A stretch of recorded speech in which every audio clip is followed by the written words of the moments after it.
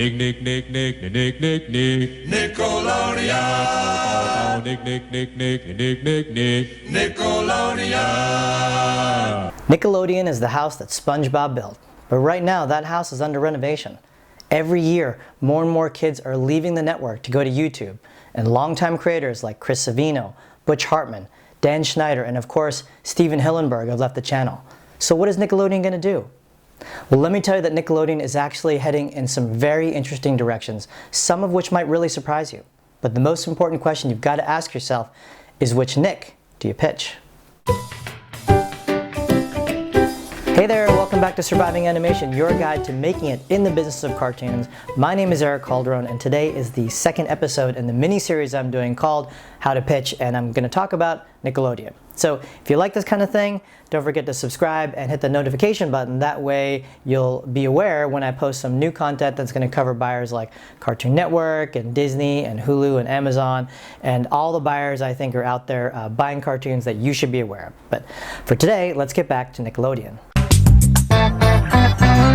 Kind of like the ever-changing orange splat of the Nickelodeon logo, Nick is a little bit hard to explain because it takes different shapes as you go to different departments. So in today's episode, I'm actually going to break down some of the major departments of Nickelodeon and how you should pitch yourself or your project to them. Now, just be aware that all these departments, although they're different to us, the business community, they might not be marketed as different to the actual kids.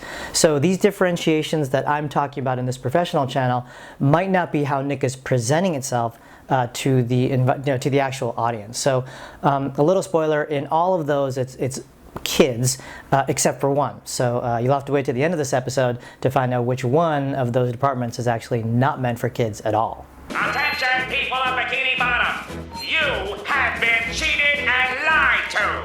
I knew it!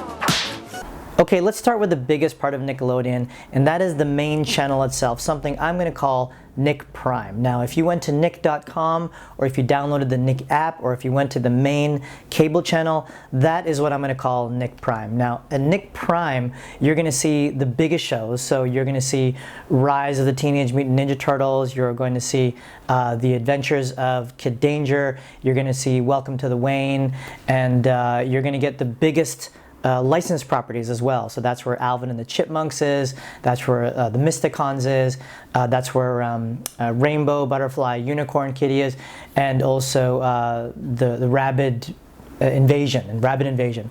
So the thing about this Nick Prime channel is it's about 90 million homes. It's actually the area where it's 6 to 11 gender neutral comedy, and that's kind of the big Nick, the capital N Nick. Now, what's the advice for going to this place? Well, let me start off by saying that that's where you want to go with your big 6 to 11 kids comedy. But please remember, and I like to tell everyone this, if Nickelodeon Prime is actually going to take you seriously, you have to be quite a senior player in the animation world in some capacity. So that means you have to have a lot of years experience being on a show, or you have to be an internal employee who's worked for 5, 10 years in kind of a senior creative position there. But you've got to be a real player. So, I like to tell people, if you're going to go to Nick, capital N Nick, you better have the best possible package. So that's some basic advice about Nick Prime.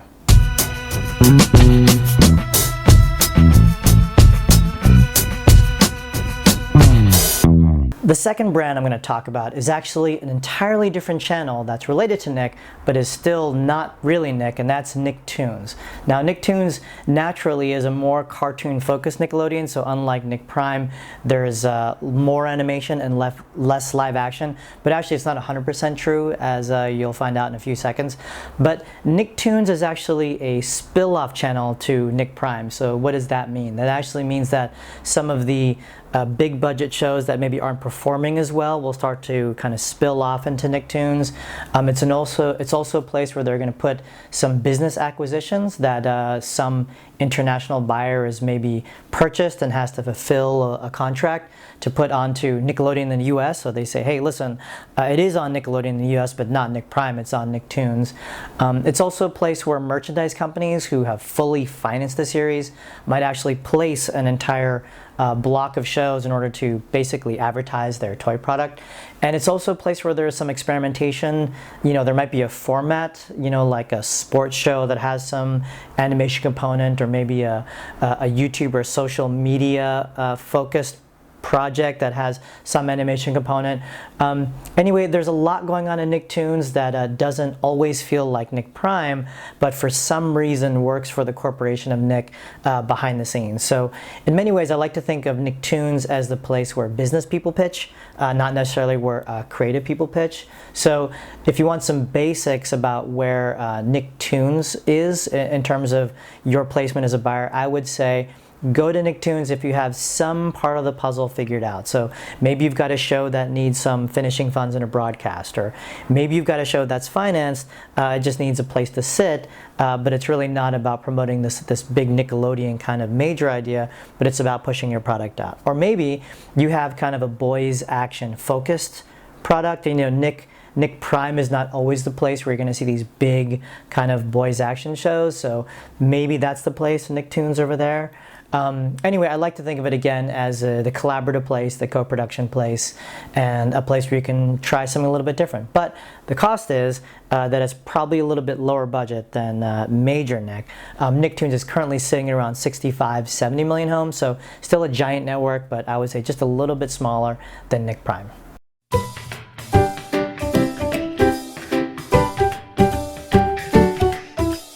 So the third Nick that I'm going to talk about is Nick Jr. Now, if you actually have very, very young kids, you might actually think of this as actually the main Nick, and in many ways it is one of the most powerful parts of Nickelodeon.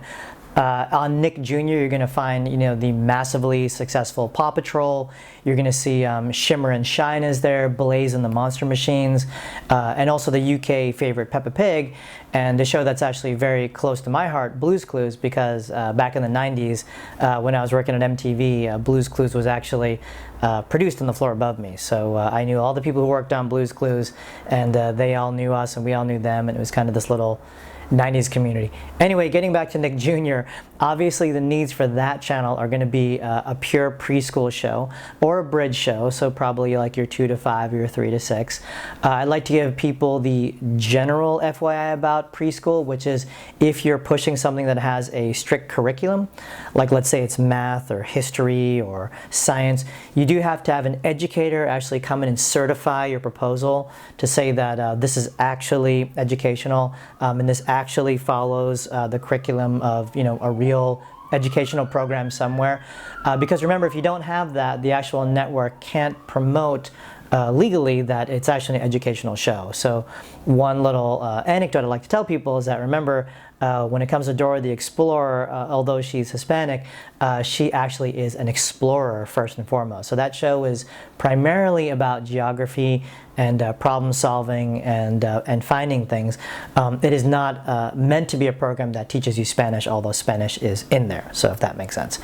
Anyway, Nick Jr. is going to be a place that's probably about 85 million homes. It's still a very, very large channel, and unlike Nick Prime and unlike Nicktoons, it's going to be the place where it's for the very young.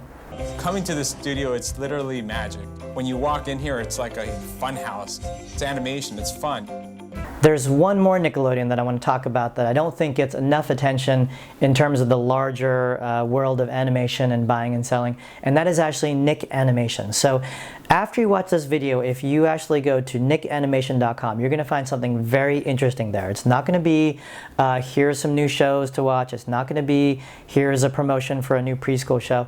It's actually a recruiting site. So what happens when you go to nickanimation.com is there's this entire portal that says, we want you. And the we being Nickelodeon, and the you being the creative, actually industry of people, all the talent out there, all the post-college graduates, all the people who want to work in cartoons in some capacity.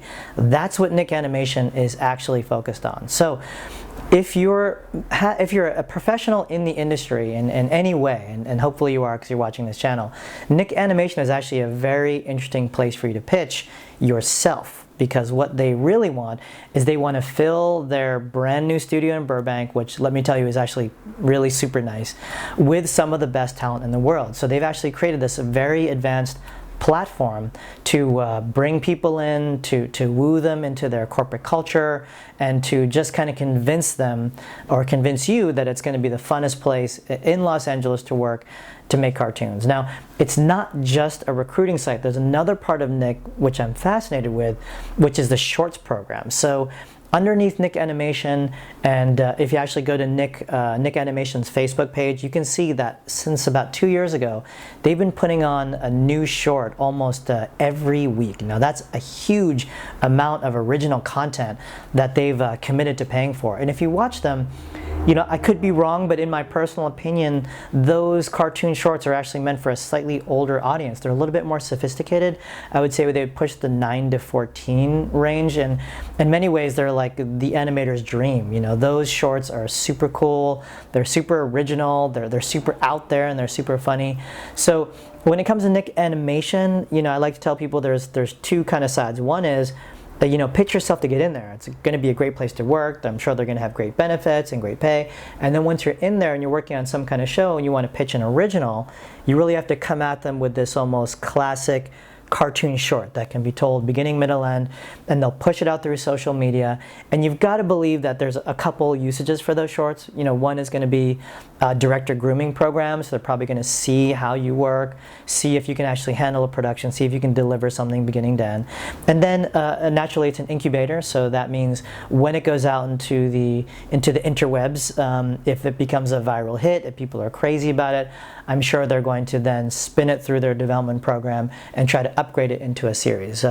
If not, then they're just building a social presence. I mean, they're just putting out those shorts and, you know, going for those thousands of likes and getting those subscribers and trying to get their foot into the digital world. So a lot of things happening, but Nick Animation is, I think, not for kids. It's actually for you, and I think therefore you should know about it.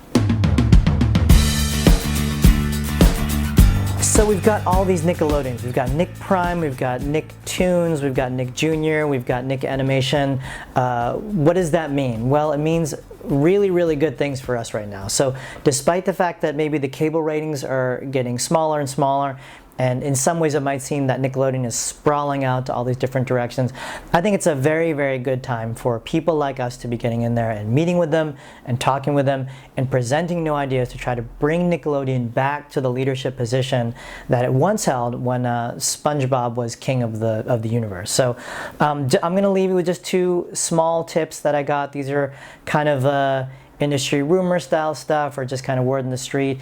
The first one is that Nickelodeon in general is not the place where, despite which department you go to, they're necessarily thinking that it's going to be like a 10 season, 20 season, 30 season epic. I think the trend is right now there to try more series at a shorter length, and in some ways that kind of aligns with a lot of where digital streaming is going these days. So it's not necessarily 100 episodes or 200 episodes, it's more like 3 episodes of 10 or 2 episodes of 10, and doing more of those rather than trying to kind of making a big bet on one season the whole way through. The final other thing is that when it comes to Nick Prime and into a lesser degree Nicktoons, a general note they have is that they like this idea of ordinary kids in an extraordinary world. Now, you might hear that at other networks, so it's a little bit generic, but some of the interesting bits of that is that, you know, it's not going to be the right time to try to pitch an adult character who acts like a kid. So, you know, whether it's, you know, Pee Wee Herman or Mr. Rogers or Yo Gabba Gabba, like it just might not be the right time for them. I think they really want to promote kind of a kid's point of view and more importantly, a regular kid's point of view. So, you know, those aren't exact facts, but that is kind of what I've been hearing in the stratosphere of the business community of cartoons. So just some final tips for you to be aware of. Okay, that does it for today's episode. I hope you got something out of that. Please do subscribe if you'd like to keep up with the upcoming How to Pitch episodes I'm doing. That's going to cover Amazon, Hulu, Disney, Cartoon Network. I'm not sure which one I'll do next, but I promise it'll come a little sooner than this one came. So in the meantime, like I always say, your likes are loved, your subs are adored, and whatever it is you're trying to do in the business of cartoons, I'm here to help you survive. See you later.